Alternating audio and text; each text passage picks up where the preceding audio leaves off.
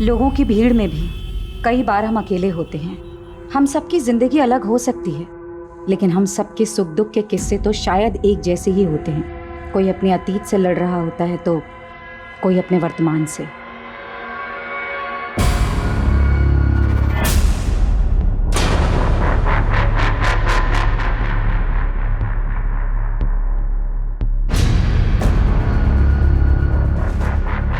कहने को जिंदगी पल भर में नहीं बदलती, लेकिन कई बार जिंदगी का एक पल सब कुछ बदल देता है। विक्रम जी अंदर? हाँ जी अंदर है। ओके।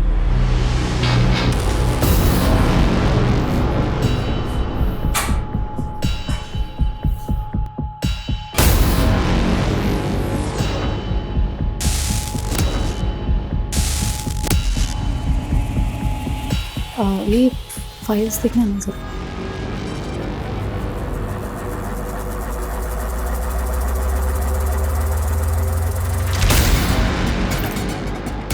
अरे, आर यू ऑल राइट? जी ओके। जयंती, क्या हुआ? Nothing sir. सर एक सेकेंड। सर वो आदमी कौन था? पहले कभी नहीं देखा। He is my friend. और मैंने तुम्हें देखा, तुम छुप कर हमें देख रही थी। आखिर ये चल क्या रहा है sir? Are you trying to spy on me? Yes, because Reema 3 दिन से ऑफिस नहीं आ रही है सर, और उसका फोन भी बंद आ रहा है। आखिरी बार तो आप ही के साथ थी ना? कहाँ है रीमा?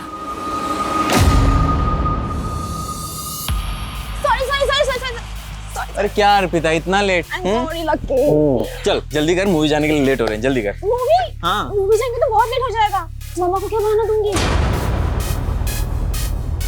आज ट्यूसडे है ना, मंदिर का बोल दे। हाँ अर्पिता, मैं बस 15-20 मिनट में घर पहुंच रही हूँ बेटा, ठीक है? माँ, मैं कोचिंग से घर नहीं आ रही हूँ। वो हाईवे वाला मंदिर है ना, वहाँ जा रही हूँ अपने फ्रेंड्स के साथ। अरे इतनी दूर जाने की क्या जरूरत थी? माँ, एग्जाम के लिए मन्नत मांगी थी। मुझे बता देती ना बेटा, मैं साथ चल देती। माँ, मन्नत बताने से पूरी थोड़ी होती है। ठीक है, संभाल के आना। भैया हाईवे वाले मंदिर पे चलो।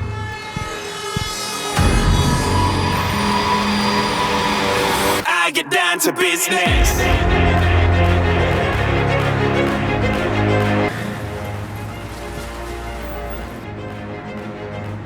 Number you have called is currently not reachable. Please try again later. Thank you. ये लड़की ना।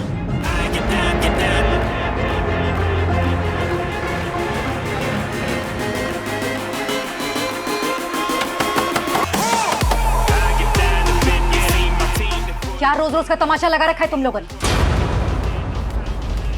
जब देखो तब लाउड म्यूजिक। आंटी आपको प्रॉब्लम क्या है? मेरे घर में कुछ भी करो, आपको क्या? जंगल में नहीं रह रहे हो, हाँ? कॉलोनी में रहते हो, और सिर्फ मैं नहीं, पूरी कॉलोनी डिस्टर्ब हो रही है तुम लोगों के इस लाउड म्यूजिक से। ये क्या? लड़कियां बुला रखी हैं यहाँ पर। तुम लोग खड़े हो जाओ। क्या है? हाँ, पता है माँ बाप को यहाँ पे तुम लोग क्या कर रहे हो इन लड़कों के साथ में? अरे इतना सा सोचा तुम लोगों ने? इन लड़कों ने अगर तुम लोगों का रेप कर दिया तो तुम्हारे माँ बाप की इज्जत का क्या होगा? आंटी बहुत हो गया, हद में रहिए आप। अच्छा, मुझे ना मेरी हद मत बताओ अच्छी तरह। ड्रग्स? ये क्या है? तुम लोगों को पता है ना अच्छे तरीके से कि ड्रग्स लेना हमारे देश में गैर कानूनी है। बुलाओ पुलिस को, करवाओ अंदर, दिखाओ अपने हाथ। म्यूजिक कम करना हो, समझ में आ रही है बात? हेलो, आप किधर है? तू? मैं तो कब की घर पहुँच गई हूँ। इनफैक्ट आप कहाँ हो?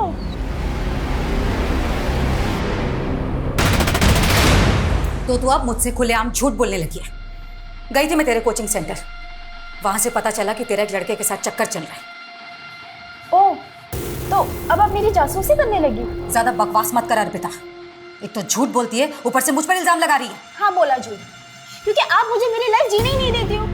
हर बार पढ़ो पढ़ो पढ़ो, लेकिन अब इस उम्र में मैं अपने फ्रेंड्स के साथ घूमने नहीं जाऊंगी तो कब जाओगी? हाँ अर्पिता, लेकिन तू एक लड़के के साथ अकेली बाहर गई थी कि नहीं? बोल। हाँ गई थी, तो इसमें बुराई क्या है? बॉयफ्रेंड है वो मेरा, और ज्यादा रोक तो की ना तो एक दिन उसके साथ भाग के चली जा। दुनिया ठीक से देखी नहीं तूने।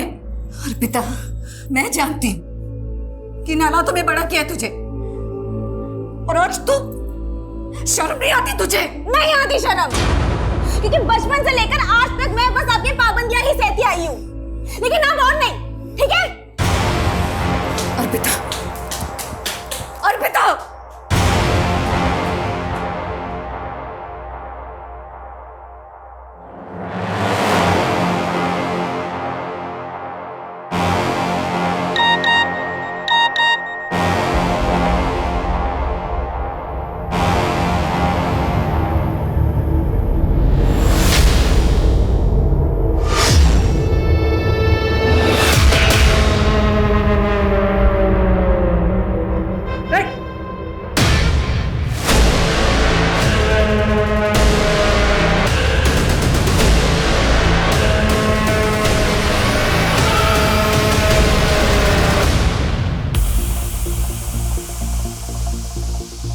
अरे यार अर्पिता, अपसेट क्यों हो रही हो? तुमने कुछ भी गलत नहीं किया है।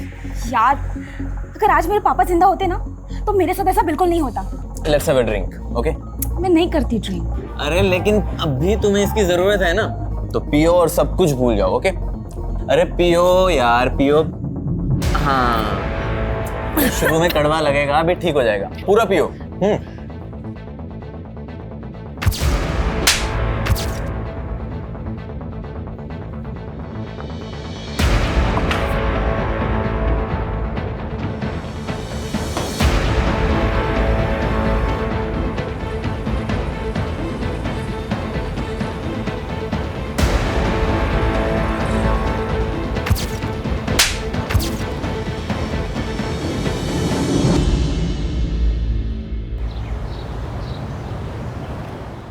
और फिर भालू ने कहा, मुझे भूख लगी है। अरे गुड्डी, ये क्या पढ़ रही हो तुम? मैं तो एक हिंदी की कहानी पढ़ रही हूँ। मैं हिंदी लिख भी सकती हूँ, और पता है अब मुझे ना हिंदी में फुल मार्क्स आएंगे।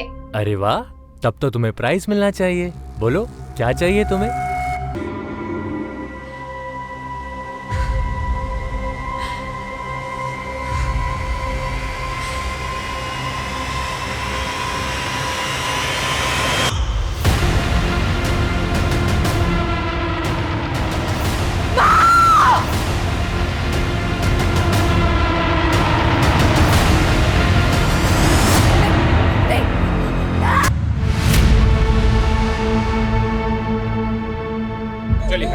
चलिए हटिए साइड पर चलो साइड।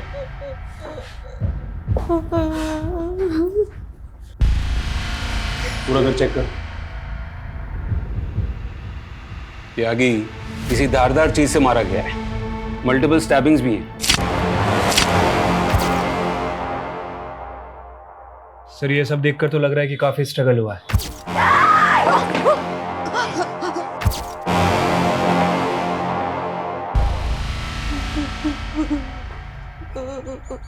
और कौन कौन है आपकी फैमिली में?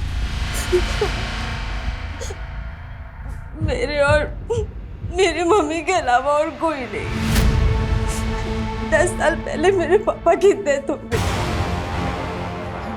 जब ये सब कुछ हुआ तब तुम कहाँ थी? मैं कल रात से घर पर नहीं थी। तो कहाँ थी आप रात भर?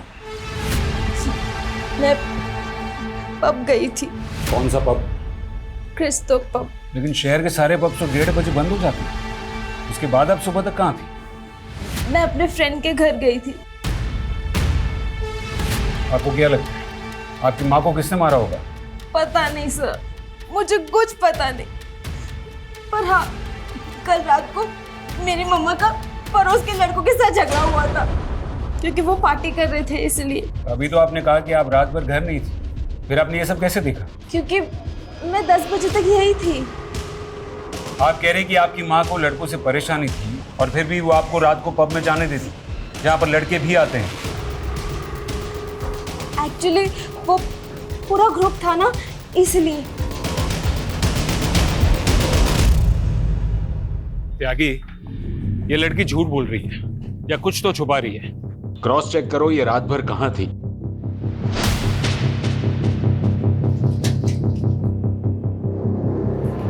ये दोनों कहाँ हैं?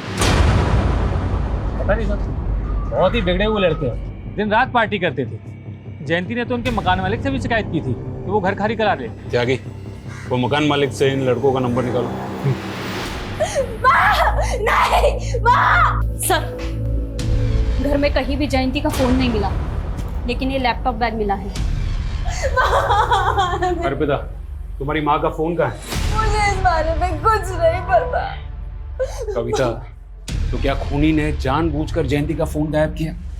इसका मतलब है फोन में जरूर कुछ ना कुछ है जो हमें खूनी तक ले जा सकता है।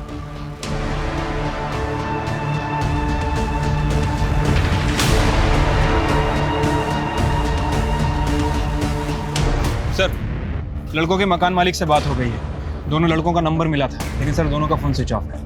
क्या कि हो सकता है कि वो दोनों खून करके गायब हो गए। चलो घर के अंदर घुसते हैं।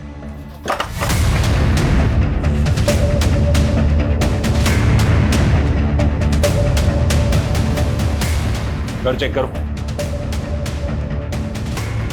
सर,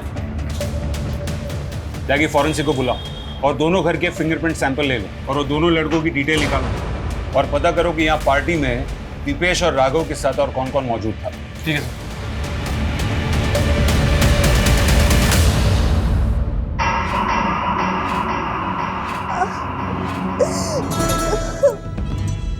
गुड्डी, सो रही है बेटा? क्या हुआ? मुझे माँ की याद आ रही है, मुझे उनके पास जाना है। लेकिन गुड्डी, माँ तेरा ध्यान नहीं रख सकती, इसलिए मैं हूं ना, तेरी बड़ी बहन, तेरी माँ। क्या हुआ गुड्डी, पेट क्यों पकड़ रखा है? मेरा पेट दर्द हो रहा है। स्कूल में इसने जरूर कुछ उल्टा सीधा खाया होगा, पक्की बात है। आपको कैसे पता? आप तो ऑफिस से अभी आ रहे हैं ना? अरे पागल हो गया तुम, इसमें पता करने वाली क्या बात है? एक नंबर की चटोरी है ये। स्कूल के बाहर ना इसने जरूर कुछ खाया होगा, पूछो इससे। गुड्डी खाया है कि नहीं? ये देखिए सर, ये दोनों पब में 11 बजे एंट्री करते हैं और 1:30 बजे वहाँ से बाहर निकलते हैं। ये लड़की जो नशे में धुत है, ठीक से चल भी नहीं पा रही। Right sir. और जयंती के बारे में अभी तक हमें जो भी इन्फॉर्मेशन मिली है, उससे तो यही लगता है कि जयंती नियम कायदे की काफ़ी स्ट्रिक्ट औरत थी और उसकी बेटी साल में। और वो पड़ोस वाले लड़के दीपेश और राघव, उनकी क्या रिपोर्ट है? सर, उनका फ़ोन आखिरी बार गुरुग्राम में बंद हुआ था। वैसे वो रहने वाले भोपाल के हैं, दिल्ली में पढ़ाई करते हैं। मैंने भोपाल पुलिस को भी इन्फॉर्म कर दिया है। और सर, वो अर्पिता के बॉयफ्रेंड, उसको भी बुला लिया है। सर, अर्पिता उस रात पूरी तरह से आउट थी। उसने पहली बार ड्रिंक की थी उस रात। पहली बार? ये तू कैसे जानता है? वो सर, अर्पिता मेरी 2 साल से दोस्त है। उसने आज से पहले कभी भी ड्रिंक नहीं किया। और पहली बार उसी रात को पी जिस रात उसकी माँ का मर्डर हुआ? जी सर, वो थोड़ा अपसेट थी। किस बात को लेकर? सर, वो तो मुझे नहीं पता, लेकिन वो बहुत गिल्ट महसूस कर रही थी कि वो उस हालत में घर जाकर अपनी माँ को फेस कैसे करेगी। इसलिए वो पूरी रात मेरे साथ मेरे घर पर ही थी। सुबह होते ही वो चली गई। आप चाहें तो आप चेक कर सकते हैं। वो तो हम चेक कर ही लेंगे। और सुन, बिना परमिशन के शहर से बाहर नहीं जाना। चल।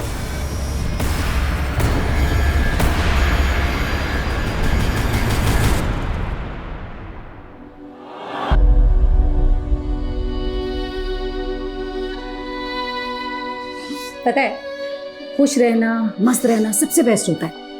क्योंकि ना कभी किसी बात पे रोना भी आए ना, तो हंसकर टाल दो, सारा स्ट्रेस गायब हो जाता है और दिमाग भी शांत हो जाता है। समझी?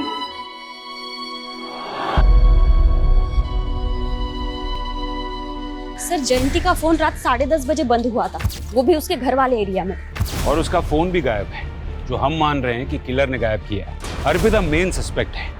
मुझे लगता है कि फोन गायब करने के पीछे की वजह माँ और बेटी के बीच की चैट हिस्ट्री को छुपाना होगा, क्योंकि उससे हमें पता चल जाता कि माँ और बेटी के बीच में बनती नहीं थी। और हाँ, वो 2 लड़के दीपेश और राघव, उनके बारे में भी पता करना होगा कि वो क्यों गायब। सर, इन दोनों लड़कों के CDR में ऐसी 2 लड़कियों के नंबर मिले हैं जो उस रात पार्टी में थे, अदिति और विनीता। उनसे मिलना होगा, शायद उनको पता हो कि दीपेश और राघव कहाँ है। कविता, तुम जयंती के फोन का लोकेशन IMEI नंबर से ट्रेस करो। Okay sir. सर, एक और बात, 8 बजे जयंती ने एक नंबर पे कॉल किया था जो रीमा के नाम से रजिस्टर है। रीमा? कौन रीमा? सर वो जयंती के साथ उसके ऑफिस में काम करती थी।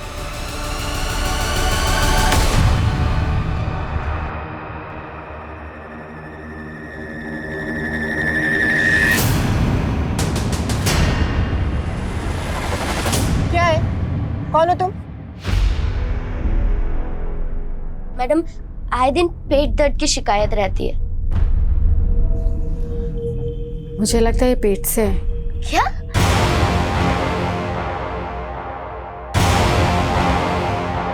Hi ma'am, I am Suraj Sharma. I am match maker ma'am. मैं लोगों की शादियाँ करवाता हूँ। तो मैं क्या करूं? नहीं मैम, आपने मंगलसूत्र भी नहीं पहना है और मांग में सिंदूर भी नहीं है, तो ऑफकोर्स आप शादीशुदा तो नहीं होंगी ना। इससे तुम्हें क्या लेना देना? लेना देना है मैम। अगर आपने शादी नहीं की तो बच्चा कैसे पैदा कर लिया? ये क्या बकवास कर रहे हो तुम? चलो जाओ यहाँ से। मैम मेरी बात तो सुनिए। मैम मैम मैं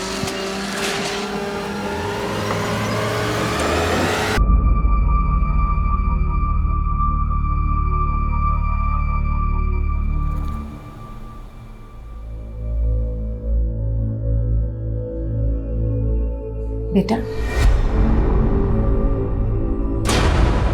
10 सालों में मैंने हमेशा यही चाहा कि मैं तुझे तेरे पापा की कमी कभी ना महसूस होने दूं,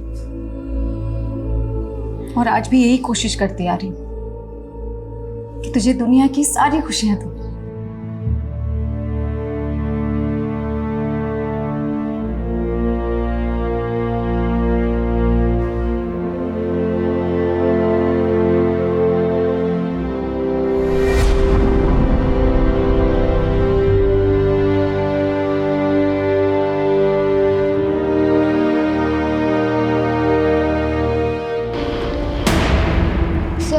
राघव और दीपेश के बारे में कुछ नहीं जानते हैं। अच्छा, कुछ नहीं जानते थे फिर भी उनके साथ पार्टी कर रहे थे? नहीं सर, हमारा मतलब है कि हमें उस मर्डर केस के बारे में कुछ नहीं मालूम है। फिर तो आप लोगों को ये भी मालूम नहीं होगा कि आप लोग वहाँ ड्रग्स ले रहे थे? नहीं सर, हम ड्रग्स नहीं ले रहे थे, वो तो राघव और दीपेश ले रहे थे। अच्छा, तो ये बताओ कि जयंती को किसने मारा? सर हमें नहीं पता, हम तो बस 2 बजे तक वहाँ पे थे, लेकिन हाँ उससे कुछ देर पहले दीपेश ड्रिंक्स का जुगाड़ करने बाहर गया था और वो वापस नहीं लौटा, तो उसको देखने के लिए राघव भी बाहर गया और फिर दोनों साथ में आ गए वापस। उठो उठो उठो, चलो चलो चलो। कहाँ जाना है यार? अरे आगे का सेलिब्रेशन गुरुग्राम में करते हैं ना। हम नहीं गए सर, हम अपने घर चले गए, उसके बाद वो लोग गए थे। गुरुग्राम में वो कहाँ लेके जाने वाला था? सर कुछ नाम तो नहीं बताया था।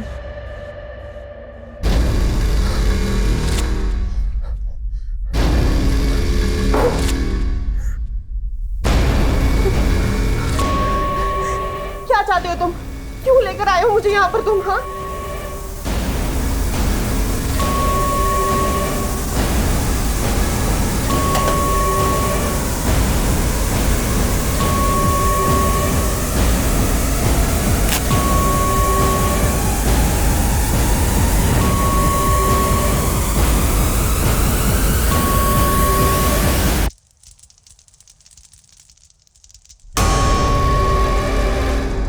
जयंती के बारे में सुनकर मुझे भी शौक लगा।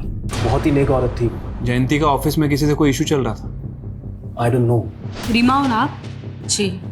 जयंती ने हत्या के पहले करीब 8 बजे आपको कॉल किया था, क्या बात हुई थी? मैम एक्चुअली मेरी तबीयत खराब थी और उस दिन मैं ऑफिस भी नहीं आई थी, बस इसलिए मेरी हेल्थ के बारे में पूछ रही थी। जरूरत पड़ी तो दोबारा बात करेंगे। रीमा, मुझे पूरा अंदाजा है कि ऑफिस में तुम्हारे साथ क्या हो रहा है। सच सच बताओ, तुम्हारा बॉस तुम्हें मॉलेस्ट कर रहा है ना? जयंती प्लीज मुझे मेरे हाल पर छोड़ दो, और तुम भी इस सब में मत पड़ो। अरे लेकिन क्यों ना पढ़ूं? आज तुम्हारे साथ ऐसा हो रहा है, कल किसी और ऑफिस कलीग के साथ ऐसा होगा।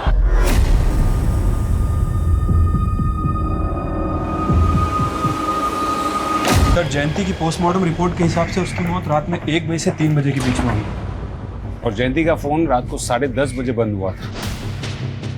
इसका मतलब है मर्डर के काफी पहले उसका फोन बंद हुआ था या फिर गायब हुआ था। दीपेश और राघव के दोस्तों के स्टेटमेंट के हिसाब से दीपेश और राघव रात को 2 बजे बाहर से अंदर आए थे और सबको जाने के लिए कहा था। क्या वो दोनों ही खून करके आए थे? और सर दूसरी तरफ अर्पिता और लकी भी 1:30 बजे के करीब पब से निकल गए थे। शायद उन्होंने जयंती को मारा और फिर वो दोनों लकी के घर चले गए। सर आपको लगता है कि जिस हालत में वो पब से निकले इस तरह से मर्डर कर सकते हैं? त्यागी, मुजरिम अगर शातिर हो ना तो हम वही देखेंगे जो वो हमें दिखाना चाहता है। अर्पिता का यूं पब से लड़खड़ाते हुए निकलना, ये पूरा का पूरा ड्रामा लकी और अर्पिता का हो सकता है, ताकि उन पर किसी को शक न जाए। कविता, जयंती के घर से हमें लैपटॉप बैग मिला, उसमें से कुछ मिला? हाँ सर, एक डायरी मिली है। लगता है जयंती अक्सर उसमें लिखा करती थी।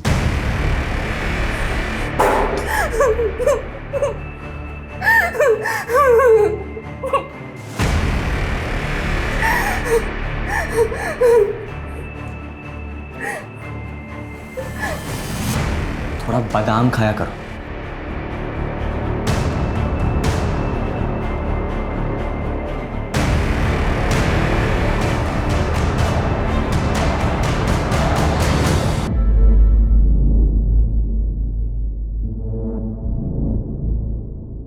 जब भी 25 जून आती है तो लगता है जैसे मेरे ऊपर एक बहुत बड़ा बोझ है जिसके तले दबी जा रही हूं। 10 साल पहले 25 जून को क्या हुआ था? मेरे पापा की डेथ हुई थी उस दिन। तो तुम्हारी माँ ने उनकी डायरी में ऐसा क्यों लिखा था कि 25 जून को उनका कोई बोझ उतर गया था? सर मैंने उनकी डायरी कभी नहीं पढ़ी। नाम क्या था तुम्हारे पापा का? राजू। तुम्हारी मम्मी और पापा के बीच रिश्ता कैसा था? वैसे तो वो दोनों एक दूसरे से बहुत प्यार करते थे सर, लेकिन उनके बीच हमेशा झगड़ा होता रहता था। किस बात को लेकर?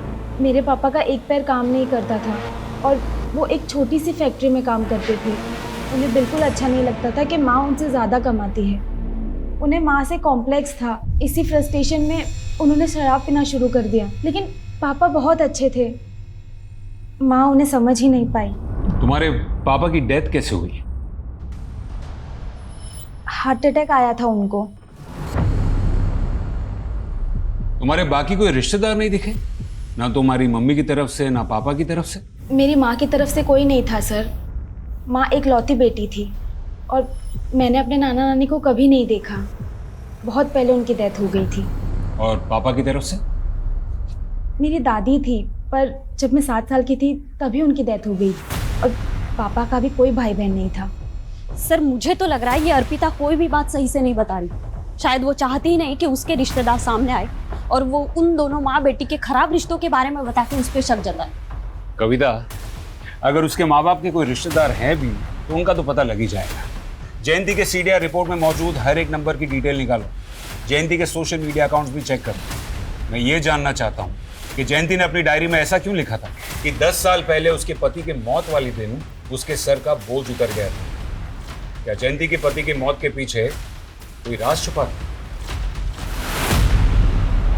राजू छोड़ो मुझे, छोड़ो मुझे राजू, राजू। अर्पिता, अर्पिता तेरे पापा को अटैक आया, मैं डॉक्टर को लेके आती हूँ। हाँ तू ध्यान रखना।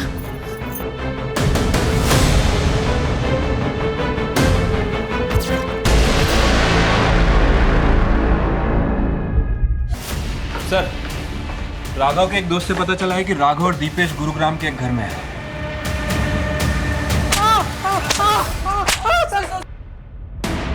सर हमने कुछ नहीं किया, हम कुछ नहीं जानते। कुछ नहीं जानते फिर भाग क्यों रहे थे?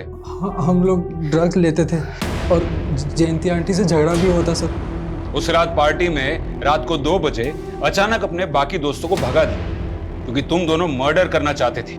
नहीं सर, हमारा तो पहले से ही प्लान था 2 बजे निकलने का। लेकिन हाँ, 2-2:30 बजे जयंती आंटी की बेटी अर्पिता को हमने वहाँ पे देखा था सर। खुद को बचाने के लिए उनकी बेटी को फंसा रहे हो? हम लोग सच बोल रहे हैं सर। एक मिनट सुनिए, आपने अर्पिता को देखा? वो तो कल से नहीं दिखी। सर, अर्पिता के घर पे तो ताला लगा हुआ है। इसका मतलब है कि वो इन्वॉल्व है मर्डर में, इसलिए भाग गए। लकी कहाँ है? सर लकी घर पे था, वर्मा उसे लेकर आ रहा है। झूठ बोलता। तूने कहा था कि तू उस रात अर्पिता को अपने घर पर लेकर गया था, लेकिन उसके पड़ोस में रहने वाले लड़कों ने अर्पिता को उसके घर पे जाते हुए देखा था। सर वो लड़के झूठ बोल रहे हैं सर। सर मुझे लगता है कि उन लड़कों ने ही अर्पिता को कहीं गायब किया है ताकि वो आपसे ये झूठ बोल सके सर। मेरी बात यकीन कीजिए सर। त्यागी, ना तो हम ये दीपेश और राघव का भरोसा कर सकते हैं और ना ही लकी का। राइट सर, अर्पिता ही हमारी प्राइम सस्पेक्ट है, लेकिन अभी तक वो गायब है सर। ये अर्पिता का फोटो सर्कुलेट करो। ठीक है सर।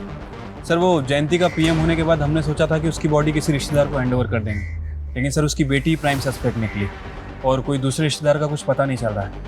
तो क्या करें, मॉर्ग वालों को कहें अंतिम संस्कार करने के लिए। और कर भी क्या सकते हैं, लेकिन त्यागी हमें जयंती के कातिल को जल्द से जल्द ढूंढना होगा, फिर चाहे वो उसकी बेटी हो या फिर कोई और। मैं बेटी हूँ, बीवी हूँ, बहू हूँ, माँ हूँ, लेकिन सबसे पहले मैं क्या थी और सबसे आखिर में मैं कौन हूँ? मैं सिर्फ औरत हूँ। औरत होना मेरा स्वाभिमान है, और जब जब मेरे स्वाभिमान को ठेस लगी है मैंने खुद को संभाला है, क्योंकि मैं सहनशील भी हूँ। सर, जयंती का सोशल मीडिया अकाउंट चेक कर रहा था। ये देखिए, एक अकाउंट मिला है। अरविंद सिंह। सर जयंती इस अकाउंट को काफ़ी फॉलो करती थी, इनफैक्ट इसके बहुत सारे पोस्ट को लाइक भी किया है। ये देखिए, मुझे लगता है कि इसका और जयंती का कोई कनेक्शन है, आगरा का ही रहने वाला है। बेचारी गुड्डी। गुड्डी? जी हाँ, हम जयंती को प्यार से गुड्डी ही बुलाते थे। क्या आप बता सकते हैं कि जयंती की बेटी अर्पिता कहाँ हो सकती है? ये आप क्या कह रहे हैं, जयंती की बेटी भी है? मतलब आप नहीं जानते? देखिए, दरअसल मैंने और सुजाता ने गुड्डी की शादी के बाद से उससे दूरी बना ली थी। कौन सुजाता? जी, गुड्डी की बड़ी बहन, मेरी स्वर्गवासी पत्नी, उनका नाम सुजाता था। अरविंद जी, ऐसी क्या वजह थी जो आप लोगों ने जयंती से रिश्ता तोड़ दिया? उसका दुर्भाग्य। आप दोनों ने उन दो लड़कों के खिलाफ कोई पुलिस कार्रवाई भी नहीं की? उन दोनों के अब्बू बहुत ताकतवर लोग थे साहब। मैं और सुजाता अगले दिन उसके अब्बू के पास गए उसकी शिकायत लेकिन अगले ही दिन वो दोनों गुंडे हमारे घर में घुस पड़े।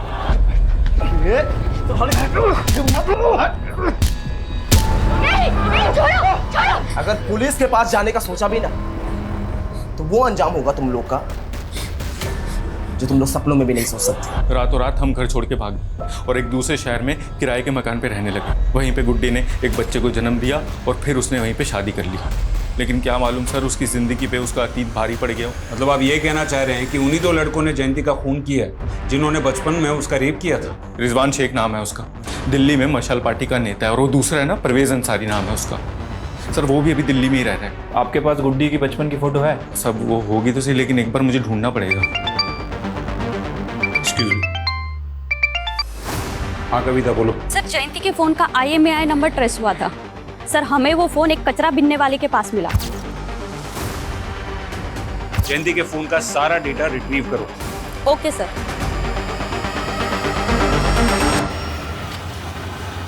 सर ये रिजवान शेख पॉलिटिकल लीडर है और Parvez Ansari income tax department में deputy director. Are you all right? Sir मान लेते हैं कि इन दोनों में से किसी ने कुछ किया है, तो फिर ये अर्पिता क्यों गायब है?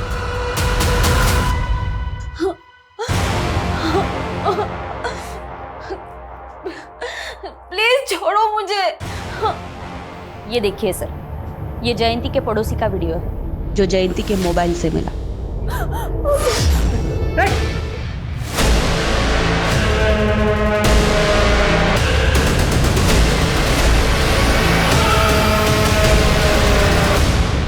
सर ये बात सच है कि मैं अपनी बीवी को कभी कभी मारता था, पर मैंने जयंती का खून नहीं किया सर।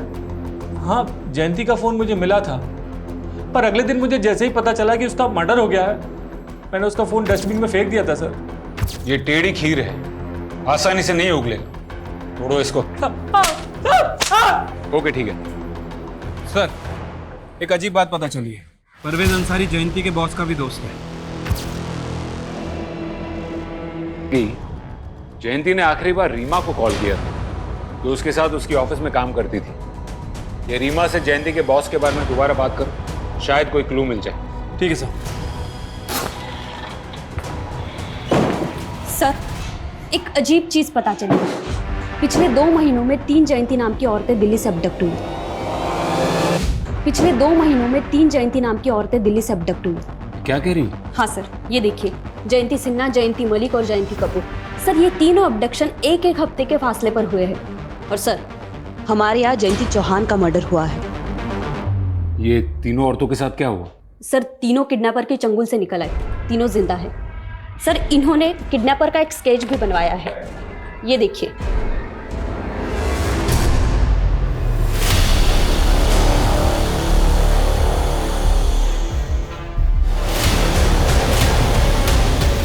सर मुझे तो अभी तक ये समझ में नहीं आ रहा कि उसने मुझे किडनैप क्यों किया था। उसने मेरी फैमिली को फिरौती के लिए कोई कॉल भी नहीं किया और इसके बाद अचानक से उसने मुझे छोड़ दिया। तो उस दौरान उन लोगों ने आपके साथ किया क्या? यही है क्या? नहीं, मुझे नहीं लगता। ये क्या कर रहे हो तुम? ये आपने चूड़ी पहचाना? एक बार आप याद करके देखो। क्या चूड़ियां दिखा रहा था? जी सर, छोटी बच्चियों की लाल चूड़ियां दिखा रहा था और बार बार बस यही पूछ रहा था कि क्या मैं उन लाल चूड़ियों को पहचानती हूँ। जयंती जी, वो आपको कहाँ लेके गया था? सर मैंने पुलिस को पहले भी बताया है, उसने मुझे आंखों पे पट्टी बांधकर किडनैप किया था और आंखों पे पट्टी बांधकर ही उसने मुझे जंगल में छोड़ दिया।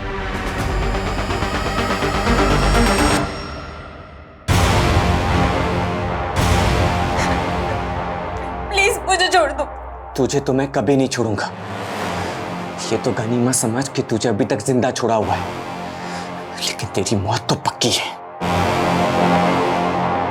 सर मैंने जयंती नाम की बाकी की औरतों से भी बात की है। सर सभी का स्टेटमेंट पहली वाली जयंती से मैच कर रहा है। सर कहीं ऐसा तो नहीं कि वो कोई सुपारी किलर था जिसने जयंती को देखा ही नहीं था, लेकिन जब उसे असली जयंती मिली उसे आइडेंटिफाई किया और उसका मर्डर कर दिया। लेकिन फिर वो लाल चूड़ियां क्यों दिखा रहा था? वो भी बच्चियों की चूड़ियां?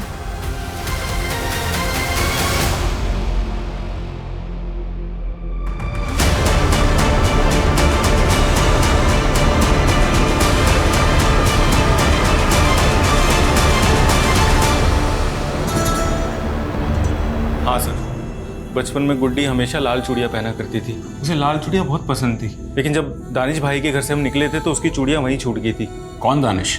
सर दरअसल बच्चा पैदा होने के बाद मैं, सुजाता और गुड्डी हम तीनों फरीदाबाद में शिफ्ट हो गए थे। दानिश भाई के घर पे किराए पे रहने लगे थे। मेरे गोलू, अरविंद जी, अरे अस्सलाम वालेकुम। नमस्ते। आइए ना। अरे वो किराया। हाँ सुजाता।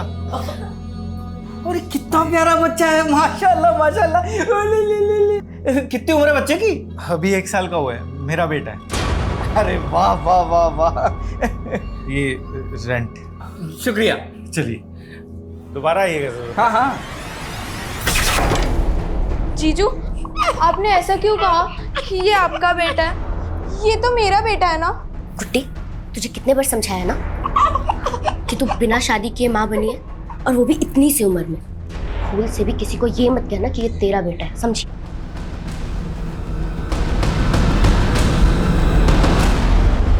सर धीरे धीरे सबको पता चलने लगा और हमारा जीना बहुत मुश्किल हो गया, इसलिए हम उस बलात्कारी की संतान को वहां छोड़ के निकल गए। लेकिन दीदी मेरा गोलू वो नहीं आएगा हमारे साथ?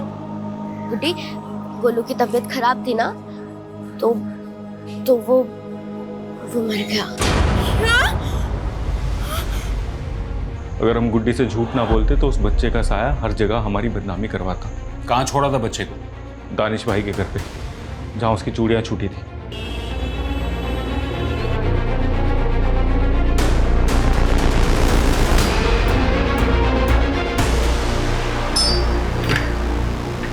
दानिश जी, आप? दिल्ली पुलिस।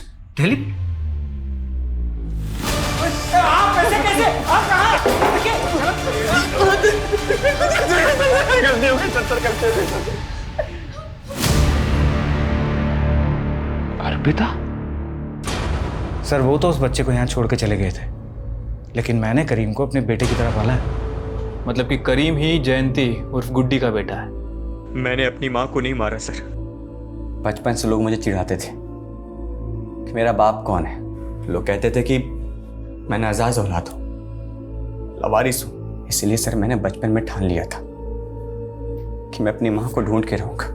सर मुझे सिर्फ इतना पता है कि उस लड़की का नाम जयंती था, बाकी उसके दीदी और जीजा जी उसे गुड्डी कह के बुलाते थे। तो तुम जयंती नाम की औरतों का पता लगाकर उन्हें अगवा कर रहे थे? उस दिन उनका किडनैप नहीं कर पाया था मैं, इसलिए सर मैं सीधा उनके घर पे चला गया। माँ। कौन हो तुम? अरे 28 साल से आपने मुझे देखा नहीं ना, इसलिए आप मुझे पहचान नहीं पाई। तुम बोल क्या रहे हो तुम? हाँ? और हो कौन? गोलू, आपका गोलू। माँ,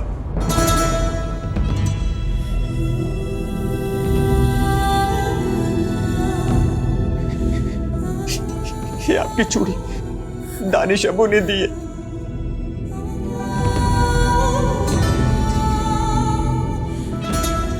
एक बार कह दो कि आपने मुझे पहचान गोलू।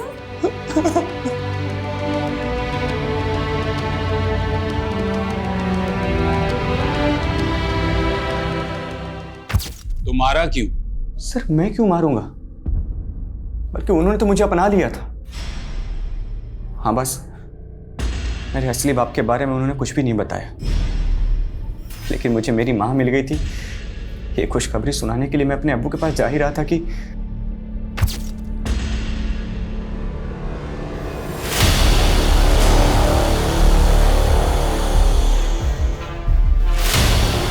अर्पिता।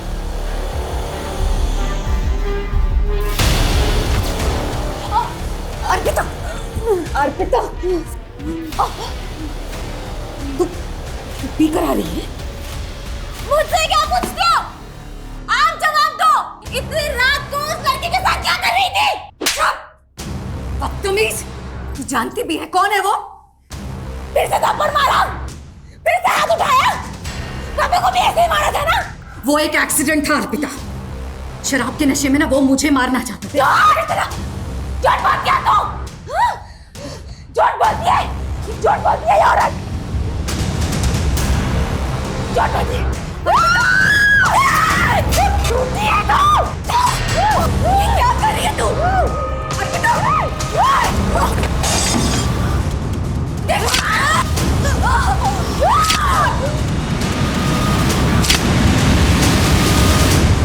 लकी जानता था ना कि मर्डर तुमने किया है? हाँ सर, वो मुझसे प्यार करता था। मुझसे बहुत बड़ी भूल हो गई सर। मुझे नहीं पता था कि मेरी माँ बचपन से इतना सब सहती आ रही है। इतने सालों से मैं अपनी माँ के लिए वेट कर रहा था सर, और मिला भी तो सिर्फ एक दिन। हाँ मुझे अर्पिता पे शक था कि उसी ने कुछ किया, इसलिए मैंने उसका अपहरण किया था सर। लेकिन चाहकर भी मैं उसे मार नहीं पाया सर। आप ही बताओ कैसे मारता? आखिर थी तो मेरी बहन ना। कैसे एक गुनाह कई जिंदगियों को दर्द और बदनसीबी से भर देता है। अगर 28 साल पहले गुड्डी को इंसाफ मिल चुका होता तो शायद आज हम उसके अंजाम को बदल सकते हैं। त्यागी, ताज्जुब की बात तो ये है कि एक माँ अपने बेटे से 28 साल बाद मिलती है और उसकी बेटी को ऐसी गलतफहमी होती है कि उसने एक ही झटके में उसकी जान ले ली। लेकिन सर गुड्डी उर्फ जयंती, उसका इंसाफ अभी तक अधूरा है। उसके रेपिस्ट अभी तक बाहर घूम रहे हैं। अगर सर हम कोर्ट से परवेज और रिजवान के डीएनए टेस्ट का ऑर्डर ले लें तो करीम से उसका डीएनए मैच करके पता चल जाएगा कि उसका असली बाप कौन है। लेकिन त्यागी, रेप विक्टिम भी जिंदा नहीं है। सिर्फ गुड्डी के जीजा जी के बयान पर कि परवेज और रिजवान ने उसका रेप किया था, मुझे नहीं लगता है कि रेप विक्टिम की गैर मौजूदगी में उन पे कोई केस बनेगा। कोर्ट पहली सुनवाई में अपना केस डिसमिस कर देगा। मतलब सर 28 साल के बाद भी गुड्डी को इंसाफ नहीं मिलेगा। सर, रीमा ने नया बयान दिया है। रीमा का कहना है कि उसका बॉस विक्रम उसे मोलेस्ट करता था। सर, विक्रम ने अपने दोनों दोस्त रिजवान और परवेज के साथ मिलकर उसे एक फार्म हाउस पे ले जाकर फोर्स सेक्स के लिए मजबूर किया। लेकिन सर, रीमा कोर्ट में बयान देने के लिए रेडी है। तो अब हमें परवेज और रिजवान की डीएनए टेस्ट की परमिशन मिल जाएगी। सच्चाई जितना छुपा लो, एक ना एक दिन तो बाहर निकल ही आता है।